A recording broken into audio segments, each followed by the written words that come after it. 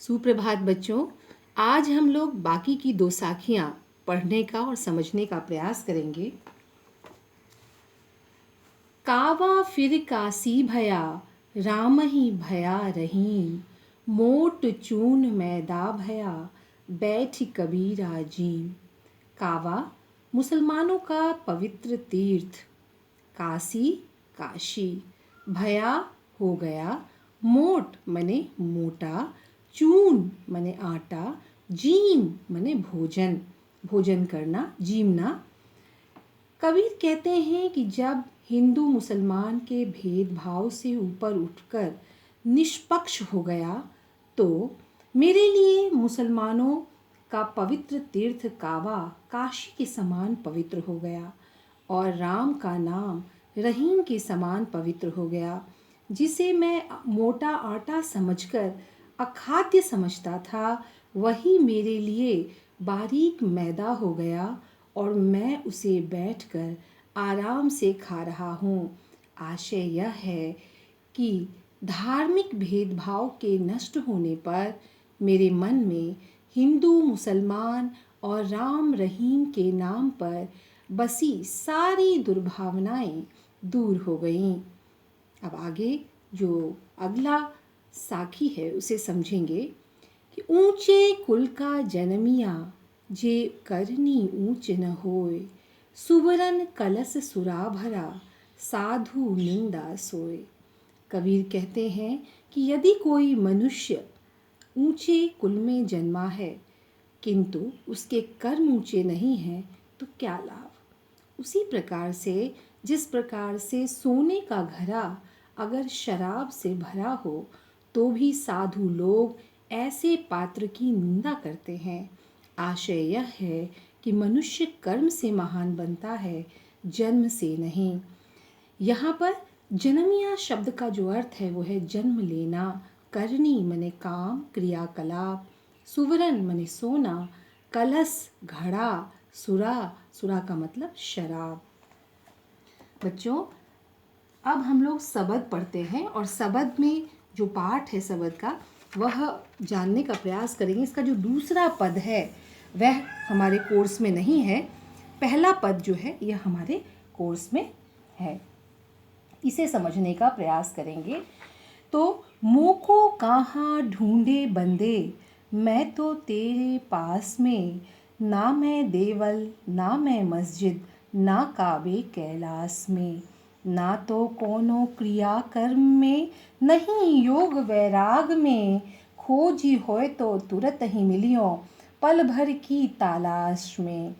कहे कबीर सुनो भाई साधो, सब श्वासों की श्वास में। मोको मतलब मुझे, बंदे मनुष्य, देवल मंदिर, कावा मनुष्य मुसलमानों का तीर्थ स्थान, कौने मतलब किसी, क्रियाकर्म मतलब सांसारिक आडंबर, जो क्रियाकर्म जो पूजा पाठ वगैरह जो करते हैं नियम धर्म, उसको क्रियाकर्म कहा गया है। योग मतलब योग साधना। वैराग माने वैराग्य। तुरते मतलब शीघ्र ही। तालाश माने खोज। कबीरदास जी इसका भाव इस तरह से हम समझते हैं। कबीरदास जी ने जो इस पद को लिखा है और इसमें जो भाव है वह हम इस प्रकार से समझने का प्रयास करेंगे कि इसमें स्वयं निराकार ब्रह्म मनुष्य को संबोधित करते हुए कहता है कि हे मनुष्य, तू मुझे अपने से बाहर कहाँ ढूंढता फिर रहा है। मैं तो तेरे बहुत नज़दीक हूँ। ना मैं मंदिर में रहता हूँ ना मस्जिद में। बच्चों, कबीरदास जी जो थे वो निराकार ब्रह्म के उपासक थे। वो जो जिस ईश्वर की पूजा करते थे उसका कोई आकार नहीं था। उसी को स्पष्ट करते हुए वे कहते हैं कि तुम मुझे कहाँ ढूंढ रहे हो, मैं तो तेरे बहुत नज़दीक हूँ। ना मैं मंदिर में रहता हूँ ना मैं मस्जिद में रहता हूँ, न मुसलमानों के तीर्थ काबा में निवास करता हूँ, न हिंदुओं के कैलाश पर्वत पर। अतः इन जगहों पर मुझे क्यों खोज रहा है। तुम्हारा भटकना व्यर्थ है। न तो मैं किसी विशेष क्रिया के करने से मिलता हूँ, न किसी कर्म कांड से, न मैं योग साधना करने से मिलता हूँ, न संसार को छोड़कर सन्यासी बनने से। यह सब तो ऊपरी दिखावा है, बाह्य आडंबर है। मैं तो सब जगह व्याप्त हूँ। यदि सच्चा खोजने वाला भक्त हो, जिसके मन में मुझे पाने की सच्ची ललक हो, तो मैं तुरंत ही उसे दर्शन देता हूँ। मुझे पाने के लिए तो पल भर की सच्ची लगन ही काफ़ी है। कबीरदास अपने भक्तों को संबोधित करते हुए कहते हैं कि सुनो सब भाई संतों, मतलब सभी दोस्तों या संत लोग, सुनो, वह परमात्मा सब प्राणियों में विद्यमान है। जैसे सांस तुम्हारे भीतर है, वैसे परमात्मा भी तुम्हारे भीतर निवास करता है। वही प्राण बनकर तुम्हारे भीतर समाया हुआ है। अतः उसे खोजना है तो मन में खोजो। बाहर मंदिर मस्जिद में भटकने की कोई आवश्यकता नहीं है। हम सभी के मन में ही ईश्वर है, कण कण में ईश्वर है, और इसे हमें अपने अंदर ढूंढना चाहिए, न कि हमें इधर उधर भटकना चाहिए। ऐसा कबीरदास जी इस पद में कहते हैं।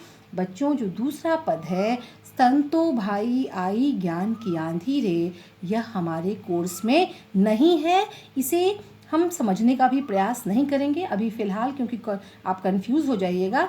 इससे जो अर्थ ग्रहण संबंधी प्रश्न या किसी प्रकार का प्रश्न नहीं आता है, यह आपके कोर्स से ओमिट है।